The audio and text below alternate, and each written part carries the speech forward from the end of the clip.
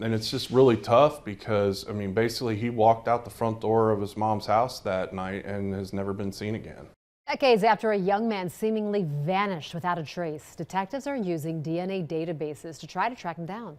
They say their evidence shows he's no longer alive and may have been the victim of foul play. But the missing man's mother, she has a different theory. Here's Jessica Schmidt with the latest story from our crime vault. Ronald Vonderheide was last seen in 1987. He had struggled with substance abuse and mental health issues before his disappearance, but detectives say there's no indication he just took off. Vonderheide's mother told me off camera, though, she feels in her heart her son is still alive. There's nothing more terrible for a family member to go through than to not know what happened to their missing loved one. Miami Township Detective Lt. Jenkins has been investigating Ronald Vonderheide's mysterious disappearance for years.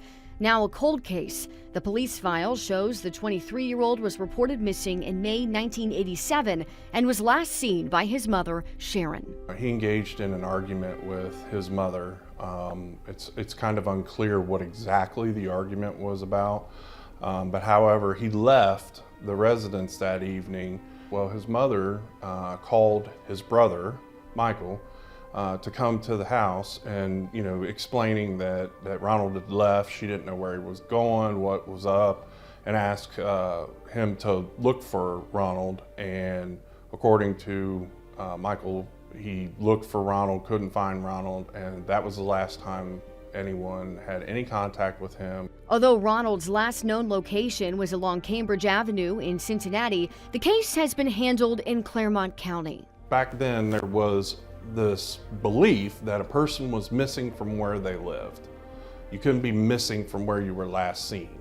They told the Sharon, the complainant, to contact us, the Miami Township Police Department, because he lived here in Miami Township on Country Lane. Lieutenant Jenkins says Ronald was struggling with substance abuse and mental health issues before he vanished. Ronald was a frequent abuser of inhalants. So back in the 1980s, it was kind of a prevalent thing for teenagers and persons to inhale different types of materials like gas or airplane glue or paint. We tracked down Ronald's mother, Sharon, who told us off camera Ron was a good kid who was grieving the loss of his brother John, leading to some of his troubles. Despite Ronald's battle with addiction, Lieutenant Jenkins says there's no indication he was being targeted. I've had no information or no one tell me that that he was facing any threats, bodily harm, verbal, anything like that, hooked up with drug dealers. No, there's been no indication over the years of that. But police also say they don't have any evidence showing Ronald is still alive.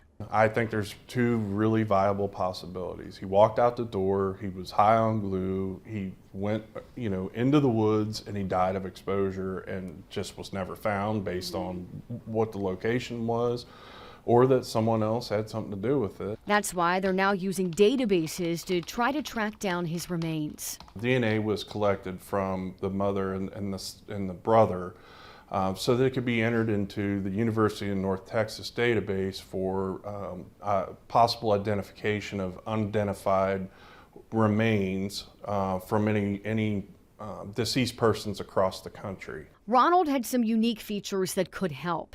He had a healed ankle fracture, scars on his left arm, a missing dental crown, and a bullet still lodged in his back after he was shot during a scuffle with Cincinnati police.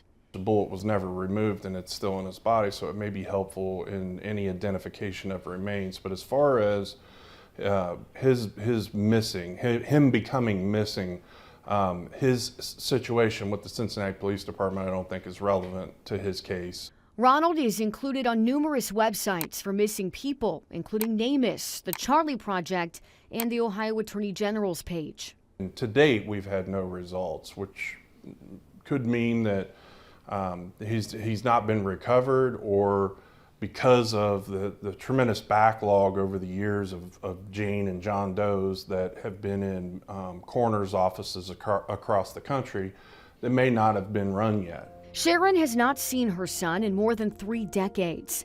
and her recollection of what happened before Ronald disappeared is different than what's in the police reports.